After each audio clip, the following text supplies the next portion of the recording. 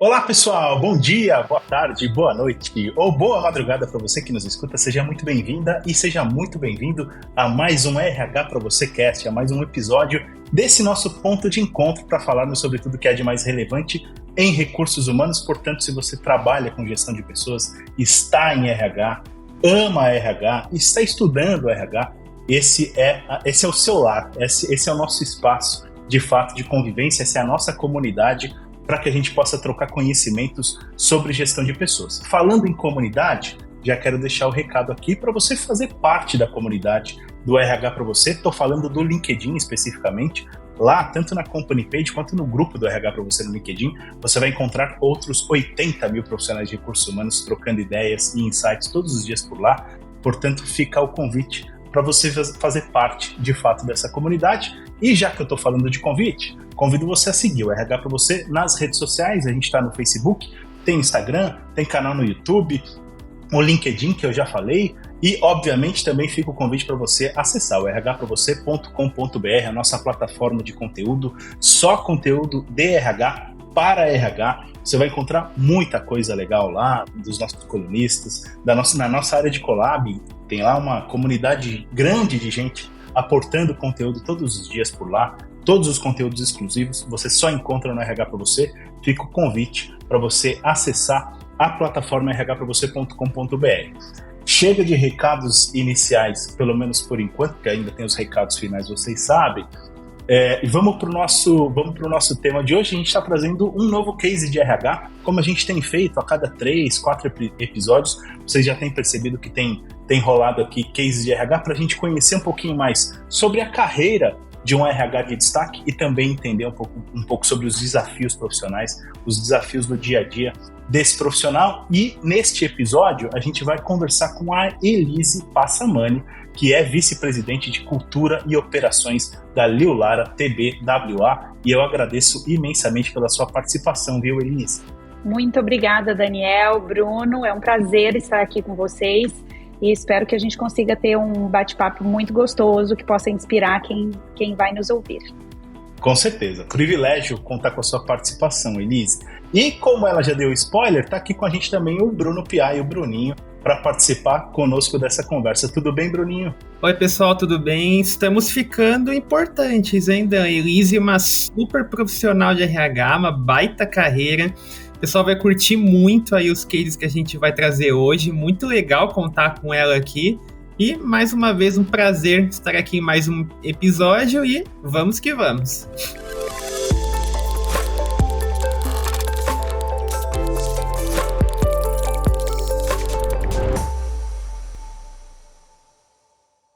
Bom, gente, vocês sabem que quando a gente fala de case de RH, a gente quer dar uma mergulhada nos programas de RH, nas ações de RH, de gestão de pessoas da empresa que a gente selecionou e está trazendo aqui para vocês, para a nossa querida audiência.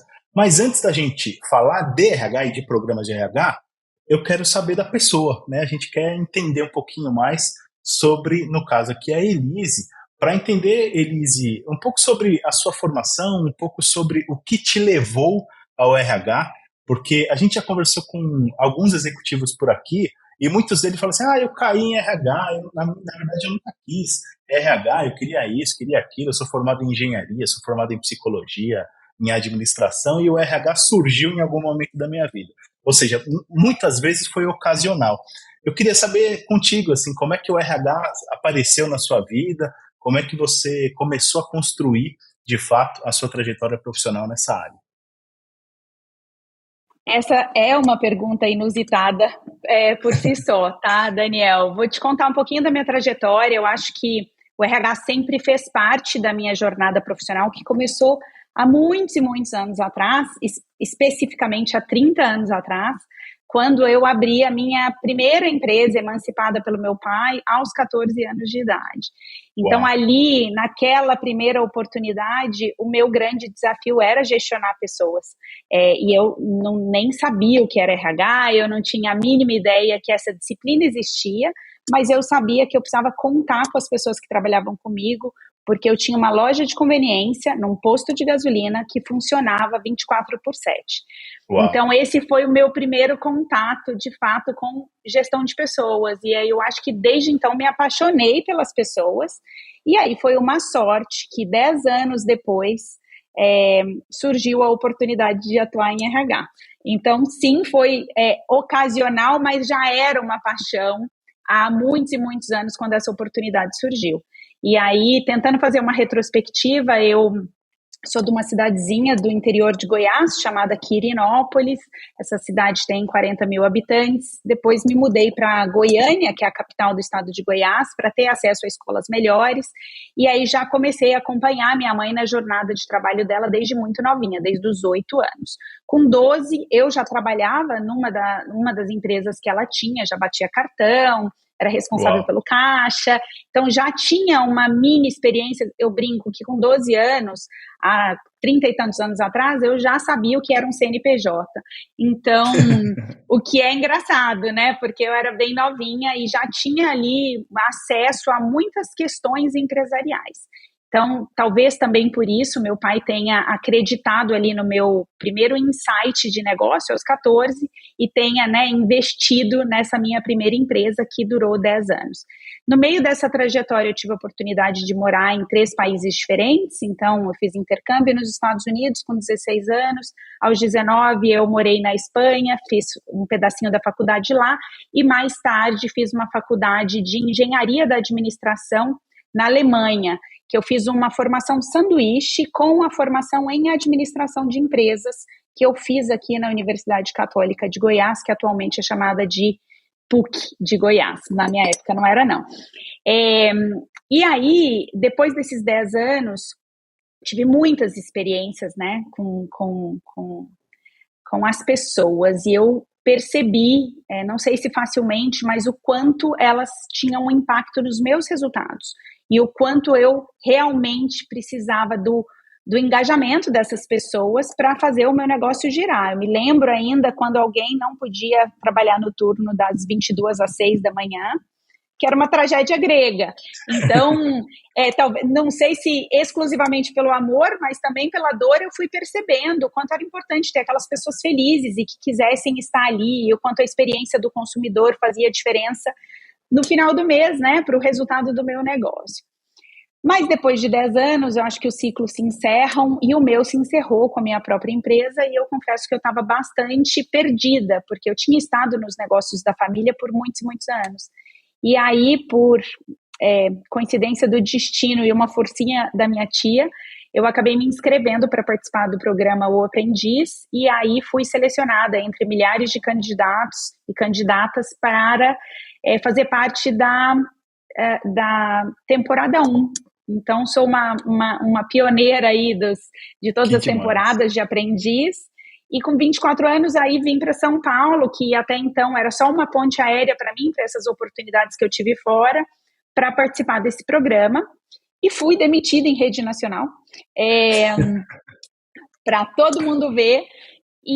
Mas, ao mesmo tempo, tive a sorte e o privilégio de ter um convite para trabalhar na indústria da comunicação, especificamente uma agência de publicidade, na qual eu trabalhei por 15 anos, que era presidida pelo Roberto Justus, que era o apresentador do programa, e essa oportunidade era em RH. Então, eles disseram que perceberam essas minhas habilidades, essas competências comportamentais que eu tinha uma facilidade ali para lidar com os grupos, e o dinamismo do programa leva você para um extremo. E eles disseram que ao perceber isso, entenderam que eu podia fazer diferença nos negócios e me ofereceram uma oportunidade em RH aqui. E aí eu realmente fechei o meu ciclo e recomecei tudo com 25 anos aqui em São Paulo. Comecei como assistente de RH da Young & Rubicon, que hoje nem existe mais, hoje é a VML Y&R, e por lá fiquei e desenvolvi boa parte da minha carreira. E além de tudo isso, fantástico, não posso deixar de dizer que sou mãe do Theo e do Max, gêmeos de 10 anos de idade, que são a grande razão da minha vida. E eu acho que isso conclui aí um pouco de como eu cheguei até aqui. Perfeito. Eu, obviamente, ia te perguntar sobre isso, porque, inclusive, está junto com a sua descrição do cargo, né? Lá no LinkedIn, tá lá, Mom of Twins, né? Mãe de gêmeos. E, obviamente, eu ia te perguntar sobre isso também. Eu só fiquei curioso nessa sua breve descrição da sua carreira, que foi muito legal, bem ilustrativa, Elise. Em que momento você resolveu fazer Você fez um MBA, né, em RH, na BSP, na Business School de São Paulo. Em que momento você decidiu fazer esse MBA também? Como é que diferença ele fez nessa trajetória aí nesses últimos 15 anos, né? Vamos lá. Não, 15 não, quase 20 já. Ah, 15 eu fiquei nessa organização. Uhum. Tá. Daniel, como eu te contei, eu fiz administração de empresas. Sonhei a vida inteira em ser médica, me preparei para ser médica, mas com 14 anos virei microempresária. E aí, quando eu fui fazer vestibular, eu prestei para medicina, mas já com uma angústia no coração. E quando eu passei para medicina, meu pai é médico, me veio realmente aquele choque de realidade de que eu precisava escolher o que eu ia fazer para o resto da minha vida. E aí fiz um turnaround completo ali, optando por fazer administração. Muito conflito na família, mas deu tudo certo. E fiz essa formação, e meu primeiro MBA foi em gestão financeira e controladoria, que é um tema que eu amo. Mas depois que eu já estava inserida no RH, eu sentia muita falta de uma formação técnica e específica em RH. Então, um pouco antes de ser promovida a diretora, eu vinha com uma carreira muito, vou dizer com a maior humildade que me cabe aqui, mas uma carreira muito meteórica. E eu tinha muito receio de não conseguir sustentar as oportunidades que estavam aparecendo para mim. E aí fui atrás, realmente, de uma formação técnica. Eu queria trocar muito com profissionais de RH e que estavam nesse universo desde o começo das suas carreiras. E foi assim que eu fiz esse MBA. Perfeito. Isso deve ter te trazido muito para o chão, né, Elise? Assim, no sentido da prática do dia a dia de RH. Deixa eu convidar o Bruninho para fazer parte desse bate-papo também, para você poder fazer suas perguntas para a Elise, Bruno. Bom, Elise, eu acho que quando você está contando da sua trajetória, muito mais do que uma trajetória profissional, é também uma trajetória de vida por conta das mudanças que você vivenciou. Então, num dia você está numa cidade pequenininha de Goiás, no outro dia você está no Aprendiz, e a gente sabe que o Aprendiz não é conhecido por demissões muito carinhosas, né, coisas do tipo. No outro dia você está na Espanha, então você teve choques culturais muito grandes aí durante a sua trajetória. Então, o aprendizado que você teve não foi só dentro das empresas, mas também durante todo esse trajeto de vida que você fez. Eu queria entender um pouquinho, pensando em todo esse trajeto, quais são os valores que você desenvolveu que você leva para dentro das empresas, que você leva para dentro dos RHs. A gente fez recentemente uma matéria no RH para você sobre o dia do RH. A gente conversou com 6 pessoas para entender como elas enxergam esse momento do RH, as mudanças que a área vem vivendo nos últimos anos. A gente teve muitas respostas curiosas, falando desde tecnologia até uma defesa de que o RH mude de nome, porque hoje é uma área muito mais completa, muito mais social, muito mais estratégica. Então eu queria entender um pouquinho dessa sua trajetória até hoje. Como você enxerga o RH e o que você leva dos seus valores para dentro das empresas? Adorei a pergunta, Bruno. Para mim, o valor que norteia a minha atuação desde sempre, que eu realmente trago para tudo que eu faço, é o respeito. Eu acho que o respeito, ele se desdobra de inúmeras maneiras, né? Mas o respeito pelo outro, pela história do outro, pela dor do outro, pelos valores do outro, pelas habilidades do outro, pelas dificuldades do outro, eu acho que nos levam muito longe. Isso, né? Eu aprendi, com certeza, dentro do meu núcleo familiar, mas foi o primeiro valor, hoje olhando em retrospecto, porque eu realmente não tinha essa visão lá tão novinha. Eu acho que foi o que me fez suceder e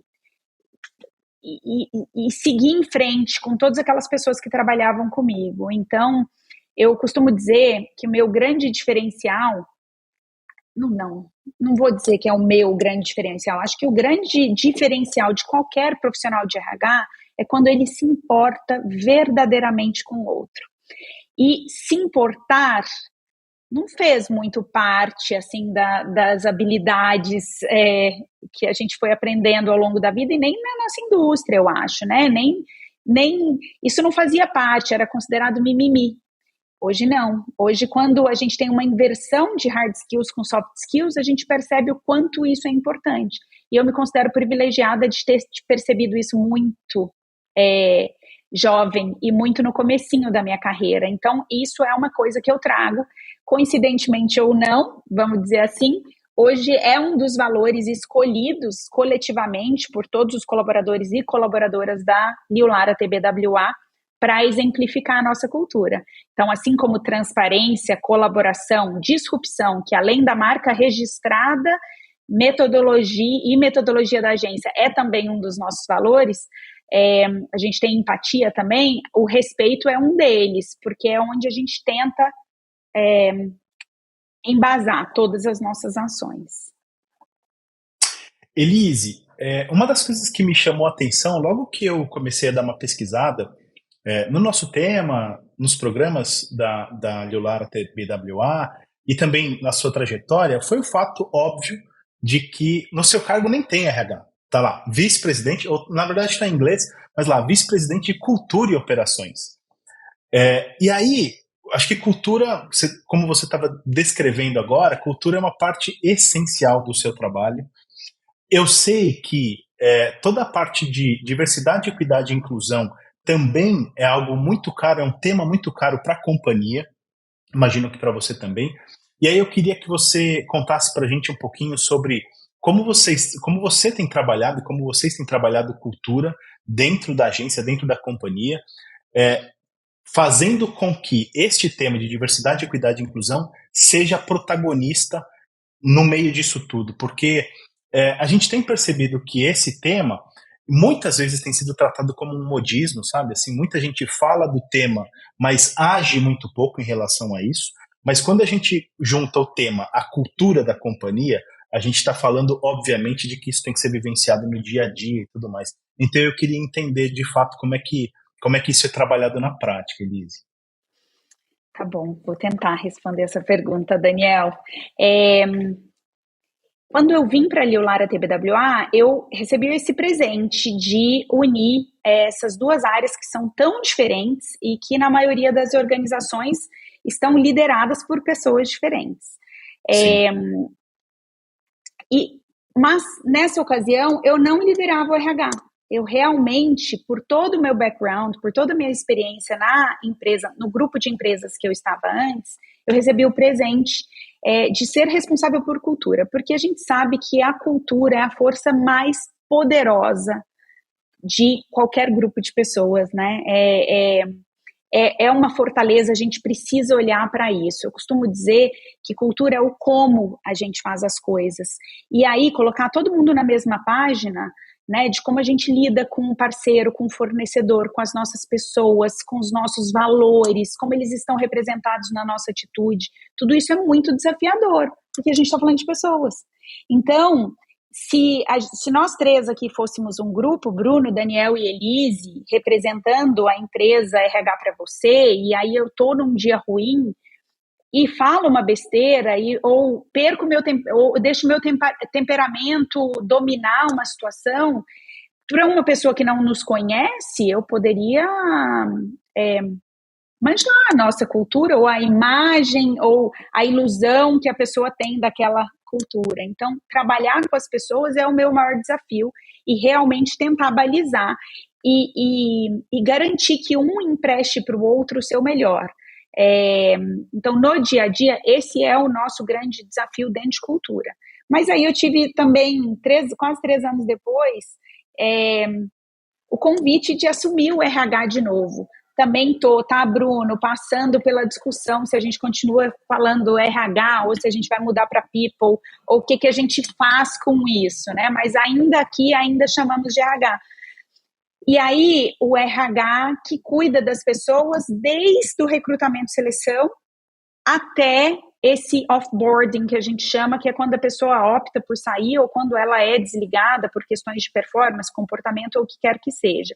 Então, toda essa jornada do colaborador agora também é minha responsabilidade, mas a gente trata os assuntos separadamente. De novo, recrutamento, seleção, treinamento e desenvolvimento, ações, sejam elas quais forem, inclusive diversidade, equidade, inclusão e sustentabilidade, que eu já endereço esse ponto para você, Daniel, e o offboarding desse colaborador, toda essa história de vida dele hoje está dentro do escopo do RH.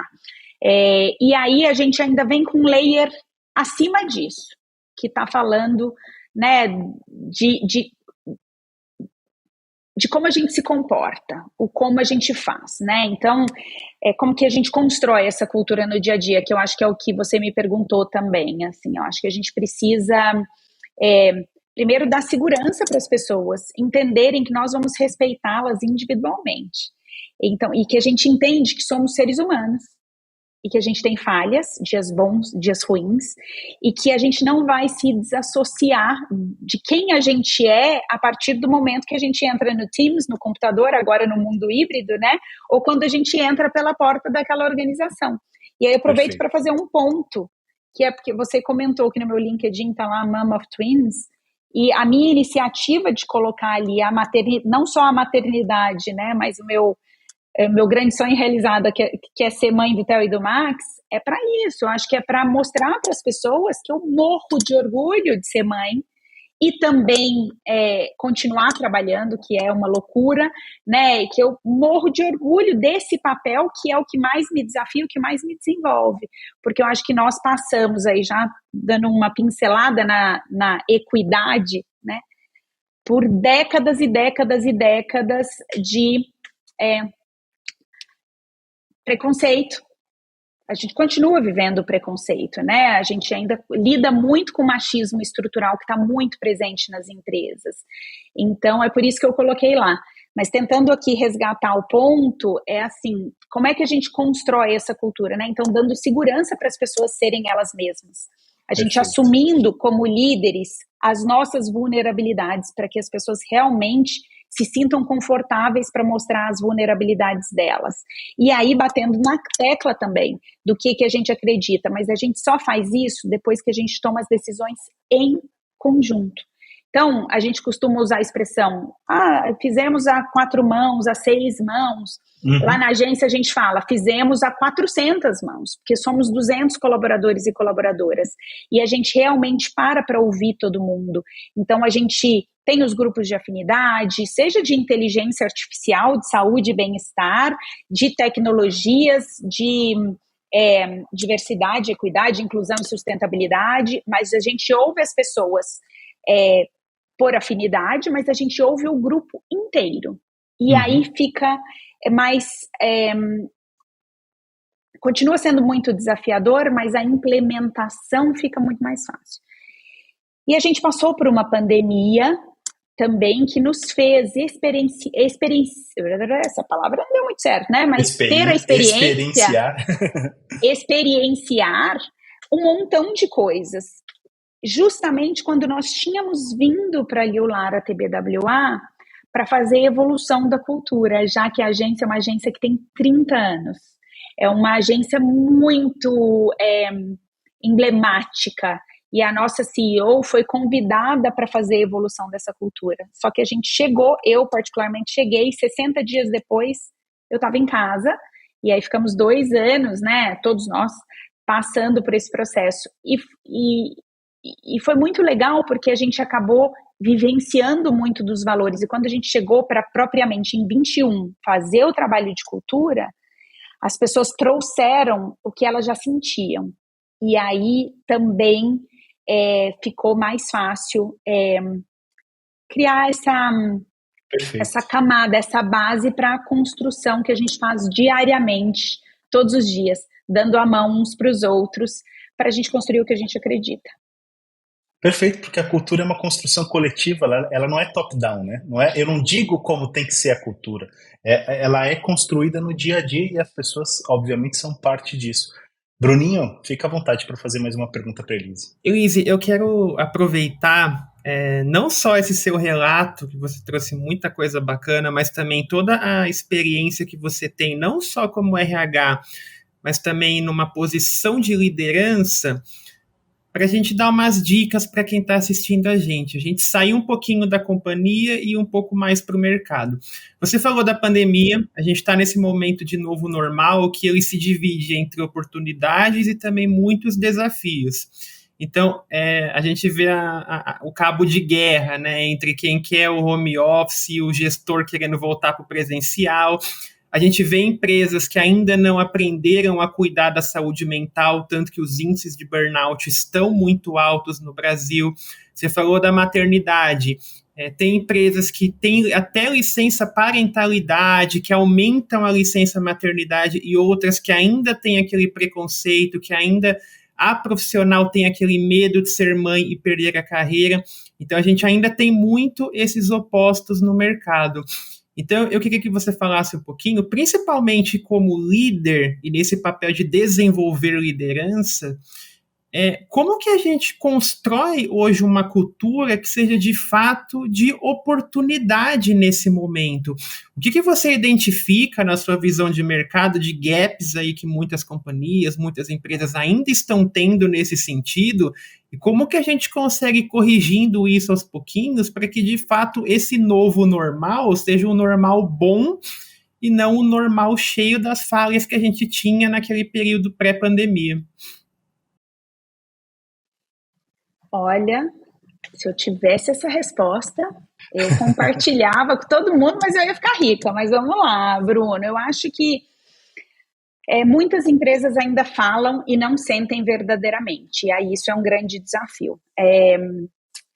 A gente sabe, existe um estudo da Harvard que mapeou um montão de empresas, acho que 200 empresas, durante 10 anos.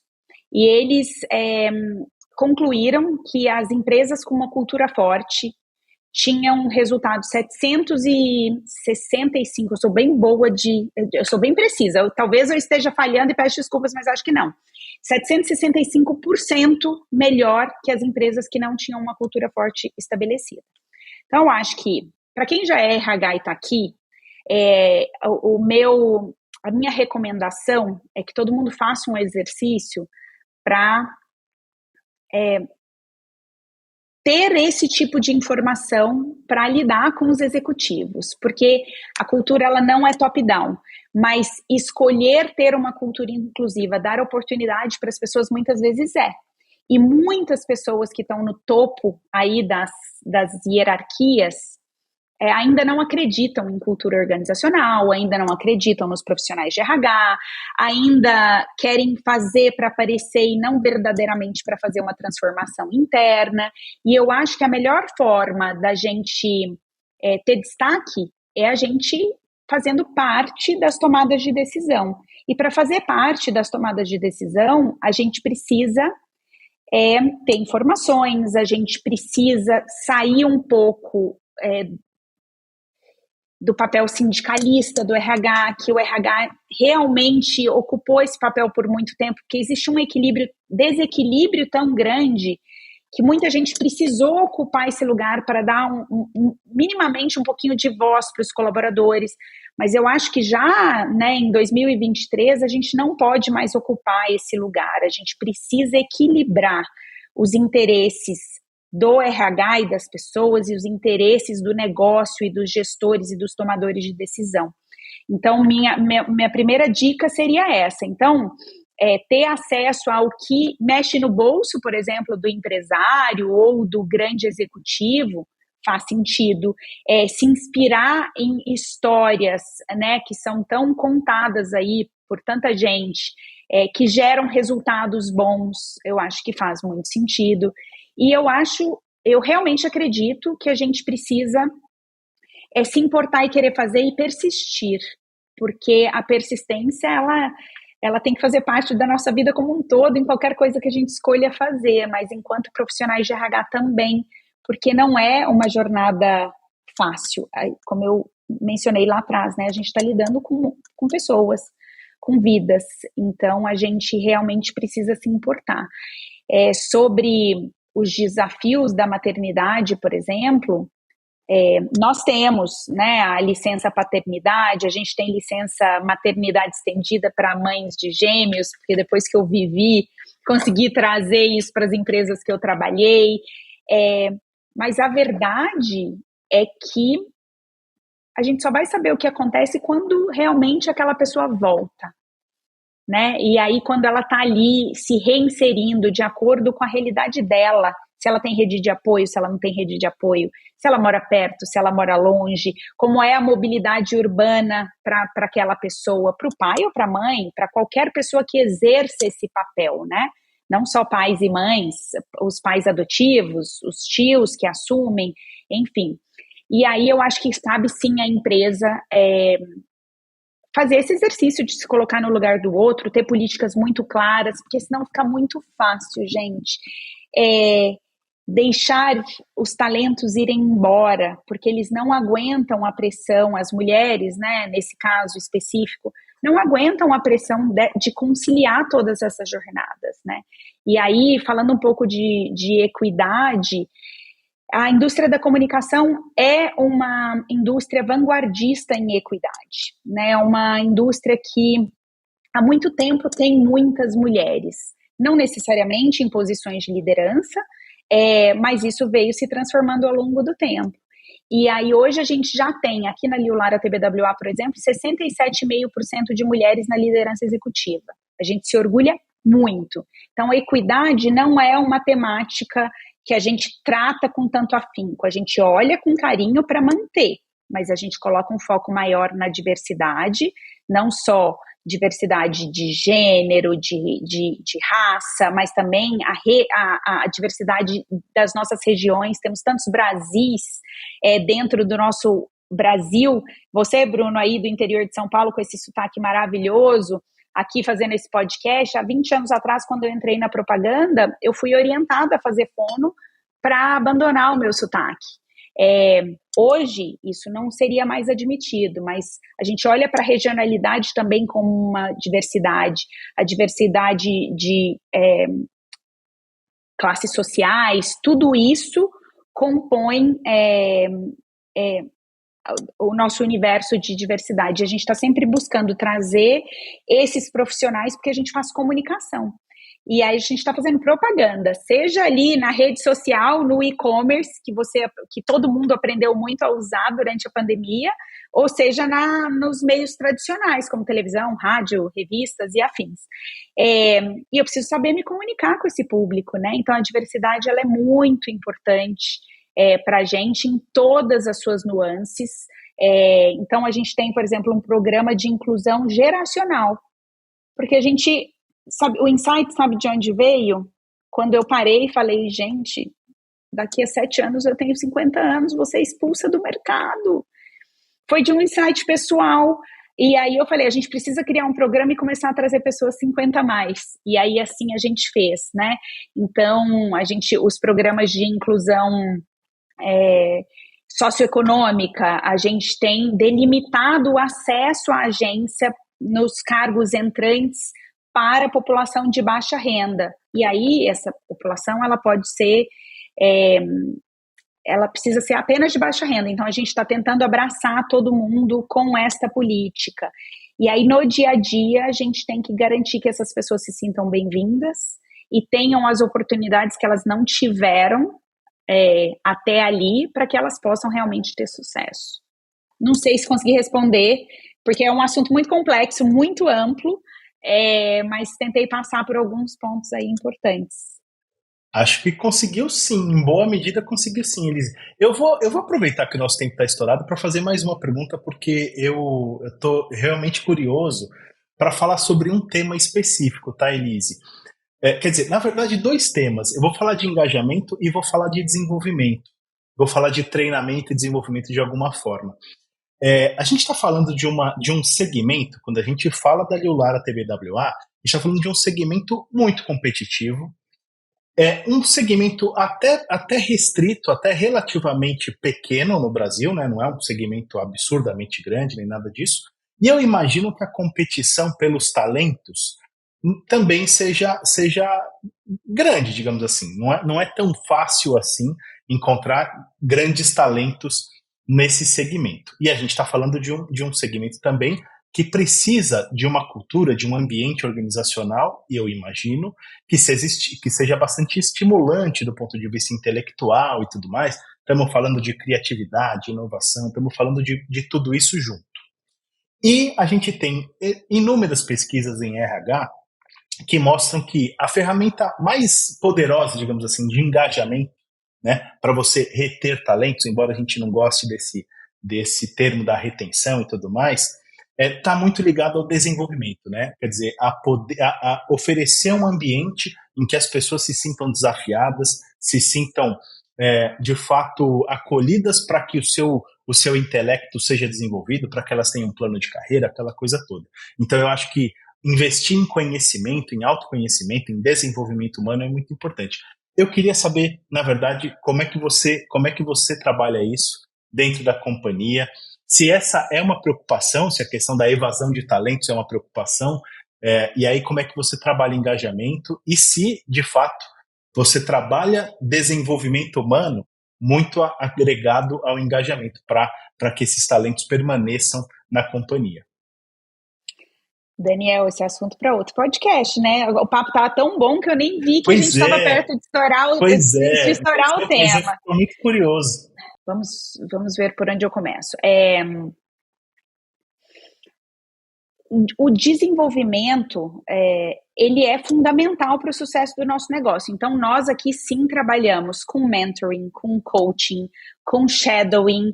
A gente tem, né, o nosso programa de desenvolvimento individual que fica atrelado às metas departamentais e às metas corporativas. Tá. Então, é muito necessário, obviamente, que exista ali o autodesenvolvimento, que a gente precisa buscar esse conhecimento, e isso faz parte do anseio do indivíduo, mas nós, como empresa, nós temos, no meu ponto de vista, a responsabilidade de realmente treinar as pessoas e desenvolvê-las aí no que ela precisa melhorar. Eu ia dizer gaps, né, que é uma expressão que a gente usa muito, mas no que está faltando para ela dar o próximo passo na carreira dela. Só queria fazer uma ressalva para você, que é assim: a indústria da comunicação, ela movimenta bilhões, ela é responsável por 6% do nosso PIB, emprega, direta e indiretamente, aproximadamente 400 mil pessoas aqui no Brasil. Uau. Então, por mais que a gente não tenha essa visão, é uma indústria gigantesca. Cada R$1 investidos em propaganda, a gente tem uma reversão no PIB de R$8,54. Então, é uma indústria que movimenta muita gente. E uma indústria que, historicamente, não foi muito legal com as pessoas. Então, hoje, o nosso grande desafio é provar para as novas gerações, e até para as gerações que já estiveram dentro da nossa indústria, que ela ainda vale a pena, que ela é legal, que a gente se transformou, que o respeito agora faz parte da pauta, que a diversidade, equidade e inclusão também fazem parte da pauta, apesar desses assuntos terem demorado tanto tempo para vir parar nas pautas estratégicas das agências, especialmente, e da indústria da comunicação. Então, mostrar para as pessoas que a gente realmente evoluiu enquanto mercado. Esse é o propósito da Liulara TBWA, inclusive, que é evoluir pessoas, marcas e sociedade através da força das relações. É um grande desafio, porque hoje as pessoas não querem mais trabalhar conosco. Então, essa competitividade que lá atrás já foi muito acirrada, hoje ela existe, claro, como em qualquer mercado, mas ela não é tão descompassada, vamos dizer assim. Tá. Porque era uma indústria que trabalhava 24/7, que aceitava os gritos, os desrespeitos, essa jornada exaustiva, que nunca considerou saúde emocional, saúde mental, equilíbrio entre vida pessoal e vida profissional. Então, uma indústria sofrida, com todas as suas glórias, com seus prêmios, com a gente ficando rica, teve tudo isso na história. Mas hoje, o nosso maior desafio não é só desenvolver as pessoas, que é fundamental para o nosso sucesso. A gente trabalha com criatividade e esse bem intangível, ele só vem através das pessoas. E não é só a criatividade que vem da criação. A gente acredita que um insight poderoso pode vir de qualquer lugar. Então, não é só desenvolver as habilidades técnicas e comportamentais, que a gente faz isso no dia a dia, tá? Só para finalizar aqui. A gente vê uma pessoa com comportamento ruim, eu sou uma das guardiãs da cultura, por exemplo. Eu espero ali, en passant, e aí vou passando pelo corredor, às vezes eu mando um WhatsApp, um Teams, ou encontro no banheiro e falo, vamos bater um papo? E aí a gente constrói assim no dia a dia também, para além dos programas formais e dos treinamentos que a gente tem, através do exemplo. E aí, para mim, esse é o que a gente não pode abrir mão enquanto liderança. A gente precisa liderar pelo exemplo. Também somos seres humanos, vamos falhar e vamos acertar, mas se a gente está ali e dá a mão para aquelas pessoas, independentemente do nível hierárquico, e a gente troca, e a gente com transparência, com respeito, com empatia, a gente fala, putz, você fez uma colocação muito inadequada, você falou assim, teria sido legal se você tivesse falado assado, ou você escreveu esse e-mail com caps lock, né, com as letras garrafais, isso é muito ruim, porque você não sabe como a pessoa do outro lado vai ouvir, ou olha, você está cometendo muitos erros de português, você precisa ter um dicionário do seu lado, né? Você precisa se importar com isso, porque a sua comunicação, não só a verbal, mas a escrita também é muito importante. Se a gente vai se importando ao longo do caminho com cada detalhe, a gente tende a desenvolver as pessoas mais facilmente e, através do exemplo, também inspirá-las para que elas sejam cada vez melhores e maiores, como a gente diz por aqui. Fantástico, Elise. Realmente esse é um tema para outro podcast. Quem sabe a gente não vai ter uma parte 2 dessa conversa com a Elise. Elise, eu quero agradecer imensamente pela sua participação e desejar muito sucesso para você. Daniel, foi um prazer imenso também estar aqui com você e com o Bruno. E a gente se vê em uma outra oportunidade. E obrigada a todo mundo também que está ouvindo a gente. Bruninho, obrigado também por ter participado hoje com a gente, viu? E quando a gente se empolga, não é à toa, né? Muito legal toda a trajetória, todas as dicas, todos os valores, tudo que você trouxe, Elisa. Super prazer te conhecer. Parabéns aí pelo seu trabalho, pela sua história. E espero que quem acompanhou tenha gostado tanto quanto a gente curtiu.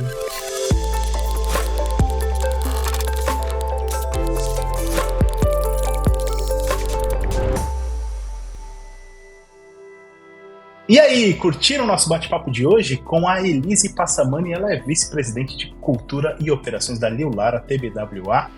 Baita de um bate-papo, né? Tem muita coisa, a gente poderia ainda estender esse papo para muito mais, para muitos outros temas e para muito mais detalhes sobre tudo o que ela trouxe, mas eu tenho certeza que a gente vai ter uma parte 2 desse papo.